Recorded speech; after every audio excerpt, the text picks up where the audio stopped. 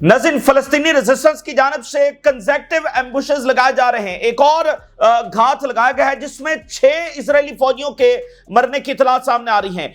Friday को बहुत बड़ा ऑपरेशन किया गया, फिर सैटरडे को बहुत बड़ा ऑपरेशन किया गया, आज संडे को भी फलस्तीनी रेजिस्टेंस की जानिब से बड़ा ऑपरेशन किया गया है जिसमें 6 इजरायली फौजी जो मारे गए हैं। और फलस्तीनी रेजिस्टेंस ने यह कहा है कि जैसे जैसे इजराइल अपना एग्रेशन एक्सपैंड कर रहा है, जमीनी फौज को आगे भेज रहा है, तो जो है वो इजरायली फौज की हलाकतें बढ़ती चली जा रही हैं। और इसी दरमियान एक बड़ी खबर सामने आ रही है कि इजरायली फौज ने जो फीमेल सोल्जर्स हैं उनकी रिक्रूटमेंट को बढ़ा दिया है। बड़े हाईएस्ट नंबर्स के साथ जो फीमेल सोल्जर्स हैं उनकी रिक्रूटमेंट बढ़ाई गई है, उनको गजा के अंदर भेजा जा रहा है। और उसकी वजह सिर्फ और सिर्फ यह है कि फौज की शॉर्टेज बहुत ज्यादा है, इसलिए अब फीमेल को बड़ी तादाद के अंदर भर्ती करना उन्होंने शुरू कर दिया है। और ईरान ने जो एक समझ लें कि बहुत बड़ी स्ट्राइक की है, एक तारीखी ऑपरेशन किया है, सरकारी सतह के ऊपर ईरान की जानिब से बताया गया है कि वो क्या चीजें वहां से लेकर आए हैं, उससे क्या उनको हासिल होने जा रहा है। और जो इजरायली इंटेलिजेंस प्रोजेक्ट्स चल रहे हैं पूरे मिडिल ईस्ट के अंदर, वो कैसे काम कर रहे हैं, ईरान ने दावा किया है कि उन्होंने वो इंफॉर्मेशन हासिल कर ली है। सरकारी सतह के ऊपर यह बताया गया है। तो मजीद क्या वो चीजें, और उन्होंने कहा कि जो डॉक्यूमेंट्स है वो बहुत जल्द वो रिलीज करने जा रहे हैं। जो दुनिया में इस वक्त तजस्सुस बढ़ गया है और दुनिया इंतजार कर रही है कि कब ये डॉक्यूमेंट्स है वो हमारे सामने आए, कि इजराइल के हवाले से वो कह रहे हैं कि ऐसे राज जो आज तक कोई नहीं जानता वो हम दुनिया के सामने लाने वाले हैं। और इसी दरमियान नाज़रीन, रशिया और यूक्रेन की जंग बहुत एस्केलेट हो गई है और रशिया के हमले शदीद तर हैं। जब से इस जंग का आगाज हुआ है ये वो टाइम है कि रशिया सबसे बड़े हमले कर रहा है। लेकिन यह बताया जा रहा है कि इससे भी अगला फेज आने वाला है। रशिया ने जो रिस्पॉन्स शुरू किया है, जो पिछले 48 घंटों में इतना शदीद था कि समझे कि पूरा यूक्रेन जो है वो धमाकों से गूंज उठा और समझा गया कि अब ये रिस्पांस बस यही रिस्पांस होगा, इससे ज्यादा और रशिया कितने हमले करेगा। तो बताया जा रहा है कि वो तो सिर्फ आगाज था, असल जो हमले हैं वो तो रशिया अब करने जा रहा है। पिछले जो 48 घंटों में हमले हुए हैं वो आपके सामने शायद वीडियोस गुजरी हों बहुत सारे लोगों के सामने, वो इंतहाई खौफनाक थे, वो तबाहकुन थे यूक्रेन के लिए और कोलैप्स हो रहा है यूक्रेन तेजी के साथ।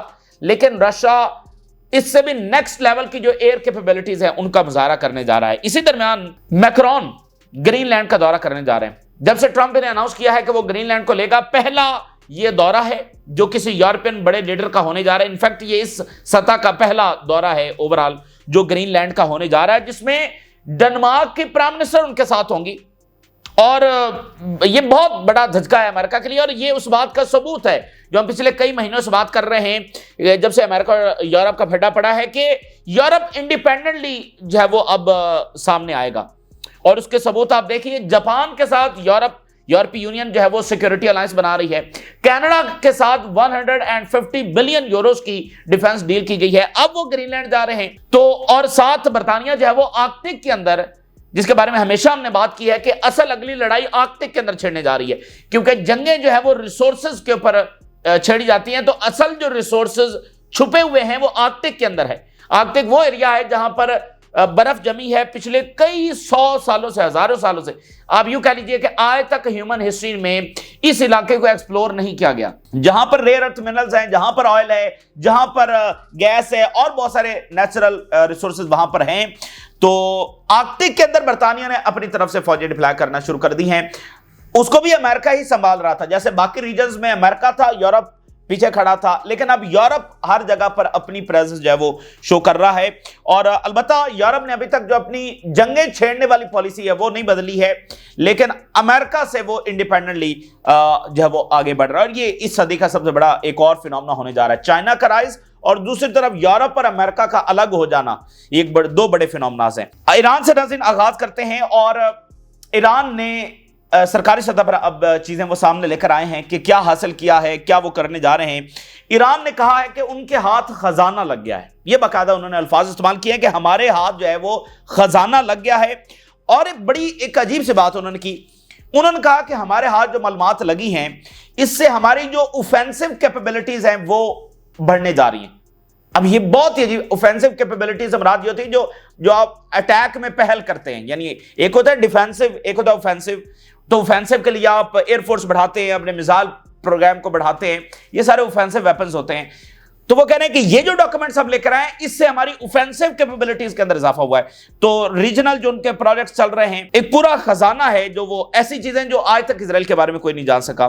मैं डिटेल्स आपके सामने रखता हूं जो सरकारी सतह के बराबर उन्होंने कह दिया और कहा है कि वो डॉक्यूमेंट्स भी दुनिया के सामने लाने जा रहे हैं very soon, with in days ये हो सकता है। और इससे तजस्सुस और बढ़ गया है कि ईरान वो डॉक्यूमेंट्स दुनिया के सामने लाने जा रहा है, नॉट ऑल लेकिन कुछ ना कुछ लाने जा रहा है। रिगार्डिंग द इजरायली प्रोजेक्ट्स जो इस वक्त चल रहे हैं मिडिल ईस्ट के अंदर, उन प्रोजेक्ट से मुताल्लिक यानी सीरिया में वो क्या कर रहे हैं, लेबनान में वो क्या कर रहे हैं, इराक में क्या कर रहे हैं, हो सकता है गल्फ कंट्रीज के अंदर वो क्या कर रहे हैं, ये भी चीजें सामने आए। इजिप्ट और जॉर्डन में क्या कर रहे हैं, कौन सी इंटेलिजेंस एजेंसीज हैं जो उनकी मदद कर रही हैं।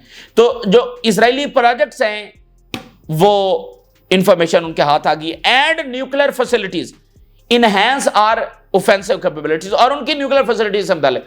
और डेफिनेटली ईरान जो है वो ये एविडेंस रखने जा रहा है कि इजराइल के पास न्यूक्लियर वेपन है और उसको प्रेशराइज किया जाए, जो सारी दुनिया जानती है लेकिन आंखें चुराती है।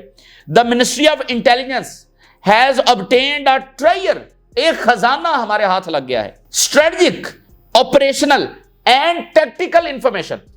स्ट्रेटेजिक इंफॉर्मेशन, स्ट्रेटेजिक जो है ना वो बहुत सबसे ऊपर वाली सतह होती है कि आपको कोई स्ट्रेटेजिक बर्तरी जो है वो हासिल हो गई है। तो स्ट्रेटेजिक इंफॉर्मेशन भी उनके हाथ लग गई है, ऑपरेशनल इंफॉर्मेशन भी हाथ लग गई है जो डिफरेंट उनके ऑपरेशन जारी हैं, और टैक्टिकल इंफॉर्मेशन भी। यानी स्ट्रेटेजिक तो होता है ना लॉन्ग टर्म, और टैक्टिकल बहुत, जो टैक्टिकल होता है वो आप इसको कहते हैं कि कोई लंबी जिसमें कोई सबकत या बर्तरी नहीं होती, बस कोई थोड़े से टाइम की। What happened is a very significant intelligent event and it can not be reduced to merely obtaining thousands of documents. ये वो कह रहे हैं कि इंटेलिजेंस की तारीख का एक बहुत बड़ा इवेंट है, और इसको महज इस अंदाज में ना देखिए कि हम वहां पर गए हैं कि डॉक्यूमेंट्स उठाकर लाएं। यानी एक तरफ तो ये बहुत बड़ी बात है ना कि अंदर घुसकर डॉक्यूमेंट्स ले आए, एक तरफ तो ये है, लेकिन वो डॉक्यूमेंट्स क्या हैं वो कह रहे हैं असल चीज वो है कि एक तरफ ये भी बहुत बड़ी हमारा कारनामा है कि हम डॉक्यूमेंट्स उठाकर लाए हैं, ये ऑपरेशन बहुत बड़ी चीज, लेकिन जौन से डॉक्यूमेंट्स हम लेकर आए हैं उन डॉक्यूमेंट्स की फिर अपनी अहमियत है। What we obtained is a truly and highly important intelligence treasure, strategically, operationally, and practically. We obtained complete nuclear documents and documents concerning Israel relation with Western countries and the United States. Israel के nuclear उसके हवाले से हमने complete documents हासिल कर लिए। कुछ देर पहले ईरान की तरफ से सरकारी सतह के पर अनाउंस कर दिया गया है। और अगली बात आप देखिए, वेस्टर्न कंट्रीज के साथ कैसे रिलेशन, मतलब क्या उनकी सपोर्ट आ रही है, कहां से असला सप्लाई हो रहा है, कौन से इंटेलिजेंस क्या मदद कर रही है, अमेरिका जो मीडिएटर बना फिरता है वो क्या यहां पर कर रहा है, और इजराइल की कैसे सपोर्ट, कौन सा असला किस रूट से, ये भी तो खबरें चलती रहती है ना। मिडिल ईस्ट की ही बेसिस से कार्गो प्लेन्स है वो उड़ते हैं और इजराइल लैंड होते हैं, यहां से असला सप्लाई हो रहा है। तो वो कह रहे हैं कि ये तमाम देखिए वेस्टर्न गवर्नमेंट तनकीद कर रही है, जेनोसाइड हो रही है, ये हो रहा है, वो हो रहा है। तो वो कह रहे हैं हमारे पास वो इंफॉर्मेशन आ गई है कि कौन सा मुल्क कैसे अंदर से सपोर्ट कर रहा है। बहुत बड़ी बात है। अभी अब देखिए फ्रांस में जो पोर्ट्स के ऊपर वाकयात हुए कि यहां से असला जा रहा है, तो उसके बाद वहां पर पहुंच गए लोग और उन्होंने असला नहीं जाने दिया, और फिर आर्म्ड फोर्सेस को कहना पड़ा कि कोई असला अभी यहां से नहीं जाएगा। और फिर उन्होंने कहा कि हमने इसके लिए जो मेथड इस्तेमाल किया है as important as the document themselves, ये भी बहुत इंपॉर्टेंट है कि हमने कैसे जाकर वो किया। और वो कह रहे हैं कि अभी हम वो मेथड दुनिया के सामने नहीं लाएंगे, but we will reveal the document soon, और वो डॉक्यूमेंट्स हम सामने लाने वाले हैं। तो देखते हैं। और इजराइल को तो जाहिर बात है कि वो सख्ते में है और इसके हवाले से कोई वो अग्रेशन भी कर सकता है ईरान के ऊपर। अच्छा, इसी दरमियान फलस्तीनी रेजिस्टेंस के कंसेक्टिव जो हमले हैं वो जारी हैं। अभी उन्होंने एक टनल के अंदर एक घात लगाया है और बताया जा रहा है कि क्लैशेस इस वक्त शदीद तर लेवल के ऊपर हो रहे हैं। Al-Qassam brigade, we blew up a tunnel shaft in an Israeli infantry force of 6 soldiers near the Islamic University south east of the Khan Yunis। फिर ये बताया जा रहा है कि clashes between the resistance and the occupation forces east of Khan Yunis in the southern Gaza Strip ये जारी हैं, और हेलीकॉप्टर जो है वो देखे गए हैं इजरायली फौजियों को वहां से ट्रांसपोर्ट करते हुए। खान यूनिस के अंदर वो कह रहे हैं कि क्लैशेस जारी हैं, और जो टनल का उन्होंने घात लगाया वो भी खान यूनिस के एक एरिया के अंदर लगाया है, तो हेलीकॉप्टर्स भी वहां पर लैंड होते हुए देखे गए हैं। इसके साथ बड़ी इंपॉर्टेंट खबर ये आ रही है, इजरायली मीडिया रिपोर्ट कर रहा है कि जो फीमेल सोल्जर्स हैं अब इजराइल ज्यादा से ज्यादा उनको आगे जंग के अंदर भेज रहा है। इससे पहले बुनियादी तौर पर तो मेल सोल्जर्स ही होते हैं, लेकिन अब फीमेल सोल्जर्स को आगे जंग के अंदर भेजा जा रहा है। क्यों? क्योंकि फौज की शदीद कमी हो गई है। Israel is now pushing more women to front lines to help solve the shortages of soldiers. Israeli media जो परसेंटेज बताई गई है बड़ी गैर मामूली परसेंटेज है और इजराइल की हिस्ट्री की सबसे बड़ी परसेंटेज है। 21% फीमेल सोल्जर जा रही हैं, ह्यूज नंबर्स। तो इसका मतलब कितनी उनको शॉर्टेज है कि जो फीमेल सोल्जर्स हैं अब उनको वो जंग में उतारना पड़ गई। मेल सोल्जर्स वहां पर हजारों की तादाद में उनकी कैजुअलिटीज हुई और अब फीमेल को वो भेज रहे हैं। तो इजराइल इन तमाम नाकामियों को एयरफोर्स के जरिए कवर कर रहा है, जमीनी तौर पर उसको शिकस्त हुई है और इसको वो कैसे कवर कर रहा है? एड ना देकर, एड सेंटर्स में फलस्तीनियों के ऊपर गोलियां चलाकर और एयरफोर्स के जरिए ना खत्म होने वाली मुसलसल बमबारी करके, रोजाना जो है वो दर्जनों फलस्तीनियों को शहीद करके ये हैबत जो है वो रोजाना तारी की जाती है। असल में उसकी हालत ये है। और हमास ने कहा कि इजराइल जो जमीनी एग्रेशन एक्सपैंड कर रहा है इसके नतीजे में क्या हुआ है? उसकी हलाकतें बढ़ गई हैं। इसलिए हम पिछले 2-3 दिनों से गैर मामूली हलाकतें देख रहे हैं। The occupation military escalation is exacerbating its losses and pushing its prisoners into the unknown. ये सिर्फ क्या कर रहा है? इनके जो फौजी हैं उनकी हलाकतों के अंदर इसने इजाफा किया। और ये बात सुनिए, the absolute victory that Netanyahu speaks of. ये जो रोज सुबह शाम ये एब्सोल्यूट विक्ट्री जब वो बात करता रहता है, it is nothing but an illusion to mislead his audience. ये एक धोखे, इल्यूजन के सिवा कुछ भी नहीं, ये बस एक इल्यूजन है जो वो बार बार बात कर रहा है। और इजराइल के अंदर से एक बयान देखिए, this is long and endless war must and immediately. यार गुलाम, फौरी जंगबंदी होनी चाहिए। अच्छा, अल जजीरा की जानिब से एक रिपोर्ट हम आपके सामने रखने जा रहे हैं। अल जजीरा ने आज एक रिपोर्ट जारी की है, उसमें उन्होंने तमाम फैक्टर्स को एनालाइज किया है कि ये जंग अभी तक रुक क्यों नहीं रही है। ये इजराइल की तारीख की भी सबसे लंबी तरीन जंग है और इजरायली आर्मी इस अंदाज में बनाई भी नहीं गई। हम पहले भी डिस्कस कर चुके हैं, वो एक शॉर्ट वॉर के हवाले से बनाई गई है कि ताकतवर तरीन एयरफोर्स जो खौफनाक बमबारी करेगी और फिर जमीनी फौज बड़े नंबर्स के अंदर दाखिल होगी और फिर विद इन डेज वो अपने गोल्स अचीव करेगी। गजा में भी यही किया गया था, खौफनाक तरीन बमबारी, लाखों की या टेंस ऑफ थाउजेंड्स ऑफ फौजी जो वो दाखिल किए गए। तो फौज इसी तरह से बनाई गई है। लेकिन इजराइल की तारीख की लंबी तरीन जंग ये अभी तक रुक क्यों नहीं रही है और कौन सा ऐसा फैक्टर है जो ये जंग रोकेगा और आगे क्या होने जा रहा है? तो अल जजीरा की बड़ी अहम तरीन रिपोर्ट है मौजूदा सूरत हाल को समझने के लिए। वो कह रहे हैं कि why would Netanyahu want the war. Netanyahu क्यों इस जंग को जारी रखे हुए है, which is Israel's longest since 1948 से ये सबसे लंबी तरीन जंग है and is causing economic crisis to continue. और इस जंग को जारी रखने में एक बहुत बड़ा नुकसान इकोनॉमिक क्राइसिस भी है जो साथ साथ पैदा हो रहा है। पिछली वीडियो में जो यतजाक ब्रिक की रिपोर्ट हमने आपके सामने रखी उसमें भी उसने यही बात की कि इकोनॉमिक जो अनअफोर्डेबिलिटी है वो बहुत जल्द सामने आने वाली है। तो इकोनॉमिक क्राइसिस भी साथ साथ पैदा हो रहा है। इसके बावजूद नेतन्याहू जो जंग क्यों जारी रखे हुए? The war provides a distraction from Netanyahu's own problem. बड़ी देखें संजीदा रिपोर्ट है। क्यों नेतन्याहू इसको जारी रखे हुए? क्योंकि ये जो जंग है, ये जो नेतन्याहू के प्रॉब्लम्स हैं उससे डिस्ट्रैक्ट करती है। और वो कौन कौन से प्रॉब्लम्स हैं? दो मेन टास्क है नेतन्याहू के। एक ये है कि to prolong the war allowing him to use as excuse to avoid accountability. पहला मेन मकसद यह है कि जंग को जारी रखा जाए ताकि वो इसको एक एक्सक्यूज के तौर पर पेश कर सके अपनी अकाउंटेबिलिटी के हवाले से। और अकाउंटेबिलिटी क्या है? उसके करप्शन ट्रायल है और अक्टूबर 7 है उसमें जो फेलियर हुआ है। The second is the prevent of breakup of his government. दूसरा यह कि उसकी गवर्नमेंट को वो गिरने से बचा सके while somehow setting himself up for another successful election। और इसको तब तक जारी रखे कि अगला जो इलेक्शन है वो जीत सके। अगर आज जंग रुकती है तो फिर उससे उसका ट्रायल शुरू हो जाएगा, उससे बाकी चीजें पूछी जाएंगी और वो एक हार चुका है ना, नेतन्याहू हार चुका है, तो उसका अंजाम जेल और उसके बाद मजीद सजा होगी। तो इसको जारी रखना है, गवर्नमेंट भी कायम रहे, अकाउंटेबिलिटी भी ना हो और अगला इलेक्शन वो जीत कर आ जाए। और वो कह रहा है कि अगर जंग रुकती है तो well documented legal troubles he is being tried for corruption. जो ही जंग रुकेगी तो उसके ऊपर तो बड़े सीरियस करप्शन चार्जेस हैं और उसमें वो गिर जाएगा। और इसके साथ क्या होगा?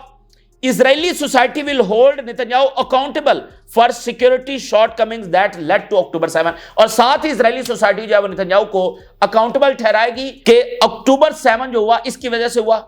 ये पिछले कई महीनों से ये वहां पर ये मसला जारी है और उसकी कोई प्रॉपर इन्वेस्टिगेशन ये नहीं करवाने दे रहा। तो जंग रुकेगी तो फिर ये भी होगा, और साथ करप्शन ट्रायल है जो कि बिल्कुल वो साबित हो जाएगा इसने वहां पर ऐसी करप्शन की है।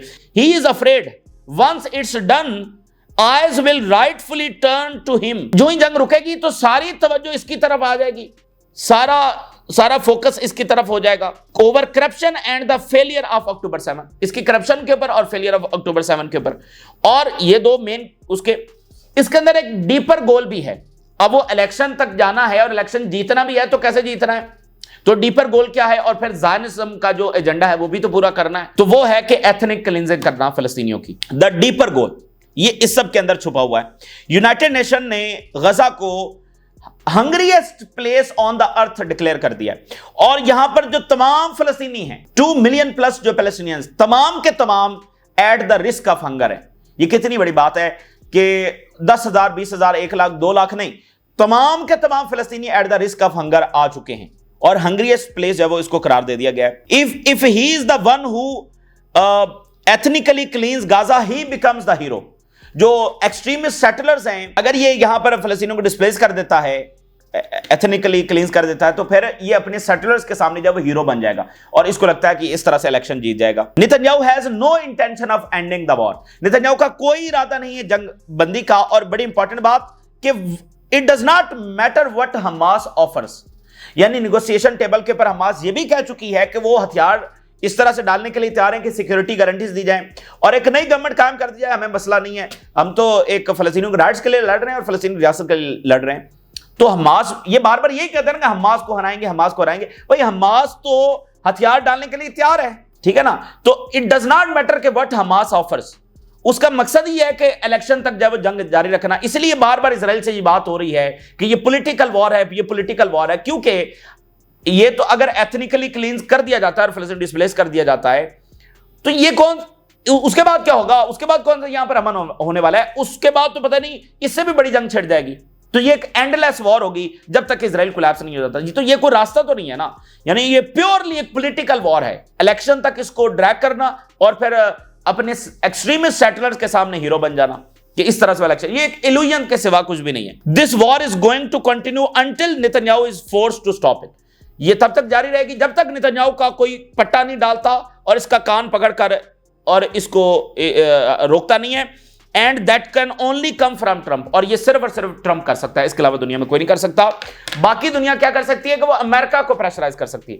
एक तो यह ना कि इजराइल के अंदर से कोई ऐसी तहरीक उठे जो इसको उठाकर बाहर फेंक दे, नहीं तो फिर सिर्फ अमेरिका इस जंग को रोक सकता है। और मिसाल के तौर पर वो गल्फ के प्रेशर के अंदर आ जाए, मिडिल ईस्ट के कंट्रीज के प्रेशर के अंदर आ जाए, वो यूरोप के प्रेशर के अंदर आ जाए। अगर यूरोप इस स्टेज के ऊपर चला जाए कि वो दो टोक बात करना शुरू हो जाए, तो ये दुनिया का प्रेशर है जो ट्रंप के ऊपर अगर असरअंदाज हो सकता है, या इधर से अंदर से कोई उठा के इसको बाहर फेंके, या ट्रंप है।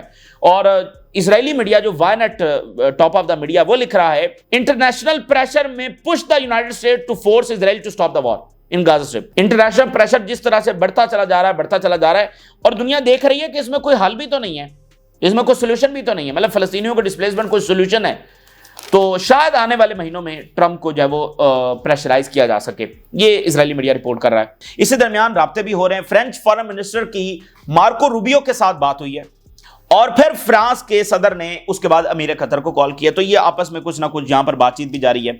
अच्छा, इसी दरमियान आप देखिए कि यूरोप कैसे प्रेशराइज हो सकता है।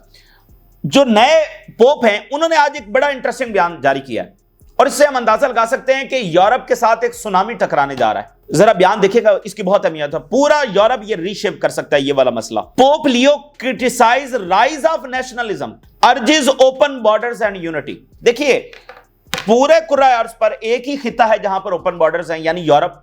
यानी देखें, मिडिल ईस्ट है, सारे अरब्स हैं, एक ही कौम है, हिस्ट्री एक है, रिलीजन एक है, ओपन बॉर्डर्स नहीं कर सकते। ऐसी दुश्मनियां, ऐसे मसाइल, जनूबी एशिया में आ जाइए, नहीं ओपन बॉर्डर कर सकते, ऐसे मसाइल, अफ्रीका। तो देखिए, दुनिया को उन्होंने मुख्तलिफ मसाइल में उलझा के रखा, जंगें, ये वो, दुश्मनियां, असलहा खरीदेंगे, ये, और हर मसले में इनको बुलाते रहेंगे। लेकिन यूरोप ओपन, ठीक है, वहां पर उन्होंने उसी चीज को, जो देखें, अच्छी चीज तो यही है कि आप एक जमीन है जहां पर कोई जाकर आबाद होना चाहे, तो यूरोप में ओपन बॉर्डर। अब क्या हो रहा है यूरोप के अंदर, ये बहुत बड़ी चीज है। यूरोप के अंदर नेशनलिज्म दोबारा से आ रहा है, यानी इटालियंस कह रहे हैं कि हम तो इटालियंस हैं, और जैसे बर्तानिया ब्रेक्जिट हो गया, फ्रांस के अंदर, जर्मनी के अंदर एंटी इमिग्रेशन और अपनी कौमियत परस्ती जो है वो बढ़ रही है यूरोप के अंदर। और इससे जो फार राइट पार्टीज हैं वही कौमियत परस्त है ना, वही नेशनलिस्ट पार्टीज है। फार राइट पार्टीज वो खड़ी हो रही हैं वर्ल्ड वॉर 2 के बाद for the very first time, जिसको ट्रंप भी सपोर्ट कर रहे हैं, क्योंकि ट्रंप भी तो कौमियत परस्ती है ना, ये एंटी इमिग्रेशन और वो सारा इसलिए किया जा रहा है। तो पोप लियो कह रहे हैं कि ये नेशनलिज्म खतरा है, और ये नहीं, इसको क्रिटिसाइज वो कर रहे हैं। तो ये नेशनलिज्म बढ़ क्यों रहा है, फार राइट पार्टीज क्यों तगड़ी हो रही है? जो इकोनॉमी लॉस के अंदर जाएगी, जो यहां से इमिग्रेशन मजीद होगी और पहले वाला मसला हल नहीं होगा, फार राइट पार्टीज और ज्यादा पॉपुलर होंगी। और फिर उधर से देखें, अब अमेरिका पूरी तरह से यूरोप के अंदर ये रिजीम चेंजेस चाहता है कि फार राइट पार्टीज वहां पर आए, लेफ्ट को नहीं, वो फार राइट पार्टीज को लाना चाहता है। यानी उधर से अमेरिका पूरी तरह से यूरोप में ये तब्दीली चाहता है, पहली बार आफ्टर द वर्ल्ड वॉर। और दूसरी तरफ ये जमीनी हकायक है जो इसको फेवर कर रहे हैं, नेशनलिज्म बढ़ रहा है। तो इससे तो पूरा यूरोप बदल जाएगा ना भाई, बर्तानिया निकल गया ना यूरोपीय यूनियन से, तो बॉर्डर्स बंद हो जाते हैं। और ये फार राइट पार्टीज अगर इख्तिदार में आ जाती हैं, ये एंटी इमिग्रेंट्स हैं, और ये एंटी यूक्रेन वॉर भी हैं, ये एंटी नेटो भी हैं, बहुत सारी चीजें, तो पूरा यूरोप बदल सकता है। तो अगर ये यहां पर मजीद जंगें जारी रखते हैं तो इमिग्रेशन भी होगी और इनकी इकोनॉमी भी, उसको भी नुकसान पहुंचेगा। तो इससे फार राइट पार्टीज और ऊपर आएंगी। तो ये एक यूरोप को सबसे बड़ा मसला इस वक्त दरपेश है। अच्छा, अगली बात सुनिए, मैक्रोन जो है वो ग्रीनलैंड जा रहे हैं। ये बहुत बड़ा वाकया है for the very first time after Trump, जब से उसने ओपन लिखा है Macron to visit Greenland backing European sovereignty. बहुत ही गैर मामूली show of European unity amid US pressure to control Arctic territory. America कह रहा है कि हम लेंगे, और फ्रांस के सदर जा रहे हैं टू शो यूरोपियन यूनिटी। और आगे वो लिखते हैं, और अगली बात यह है कि वो पहले हेड ऑफ द गवर्नमेंट होने जा रहे हैं, और इतनी बड़ी पावर के सरबराह जो दौरा करने जा रहे हैं ग्रीनलैंड का। ट्रंप ने जब से दावा किया है, ये पहले हुक्मरान है जो दौरा करने जा रहे हैं। और आगे वो कहते हैं कि जो ग्रीनलैंड के प्राइम मिनिस्टर हैं उनकी दावत के ऊपर ये जा रहे हैं, और साथ डेनमार्क की जो प्राइम मिनिस्टर हैं वो भी होंगी। और वहां पर जो 3 लीडर्स हैं will focus on Arctic and North Atlantic security, climate change, ये तो बस खानापुरी हो गई, energy transition and the supply of critical minerals. Denmark के प्राइम मिनिस्टर मैक्रोन और ग्रीनलैंड के प्राइम मिनिस्टर वहां पर क्या बात करेंगे? Rare earth minerals, energy resources और आर्कटिक, ये सारा डिस्कस किया जाएगा। Aims to bolster European sovereignty and deepen ties with Greenland in what observers see as a subtle but firm European response to the recent US pressure over strategic Arctic territory। ये European response है ये दौरा Trump को, a strategic Arctic visit, यानी ये Trump को ये जवाब है इस दौरे के साथ। तो ये ग्रेट गेम शुरू हो गई है यूरोप और अमेरिका के दरमियान, वर्ल्ड वॉर 2 के बाद पहली बार हो रहा है। तो 2 बड़े फिनोमेना इस सेंचुरी के, चाइना का राइज सबसे बड़ा फिनोमेना है, लेकिन अब जो हम देख रहे हैं दूसरा सबसे बड़ा फिनोमेना जो वर्ल्ड ऑर्डर को तेजी से तब्दील करेगा, वो है कि अमेरिका की अपनी पॉलिसी और यूरोप की अपनी पॉलिसी। देखिए, यूरोप, अमेरिका का इंटरेस्ट है ग्रीनलैंड लेना, लेकिन ये तो यूरोप के खिलाफ है, ठीक है ना। अमेरिका कह रहा है कि हम उसको लेंगे कनाडा को, ये तो यूरोपीय यूनियन के खिलाफ है। तो टकरा रहे हैं, नेशनल इंटरेस्ट जो है वो यहां पर टकरा रहे हैं। इनमें एक ग्रेट गेम जो है वो शुरू हो चुका है। कभी भी यूरोप ग्रीनलैंड नहीं देने जा रहा है। देखिए, अब यूरोप को अपनी सिक्योरिटी करनी है, तो उनको भी टेक्नोलॉजी चाहिए, उनको भी वो जदीद एडवांस वेपन्स बनाने हैं, और साथ बाकी टेक्नोलॉजी के अंदर भी उनको आगे जाना, तो उनको भी रेयर अर्थ मिनरल्स चाहिए ना।